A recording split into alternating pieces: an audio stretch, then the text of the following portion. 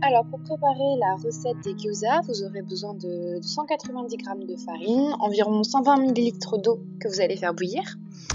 Vous allez mélanger tout ça dans un robot, donc moi j'ai un robot pétrisseur, mais vous pouvez aussi très bien le faire à la main dans un saladier. Une fois que la pâte a été mélangée, vous devez obtenir un espèce de pâton un peu quand même flexible qui colle un petit peu au doigt, donc essayez un petit peu peut-être de fariner. Vous allez le laisser reposer pendant une bonne demi-heure en disposant juste un torchon sur le dessus du saladier. Pour la garniture, moi j'ai mis un peu ce que j'avais, donc j'avais des champignons, un peu de quinoa mélangé avec des oignons, du poivron, du persil et des protéines de soja déshydratées.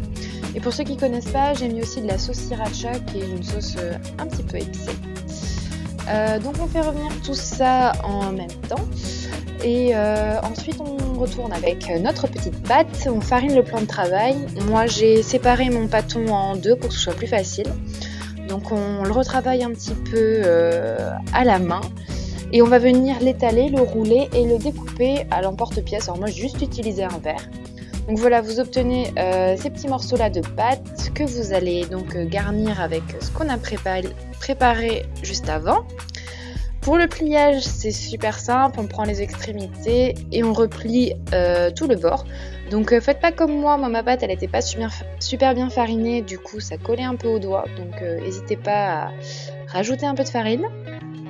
Et pour la cuisson, alors moi je l'ai faite à la vapeur, moi c'est comme ça que je la préfère, mais vous pouvez également le faire bouillir ou bien le faire revenir à la poêle.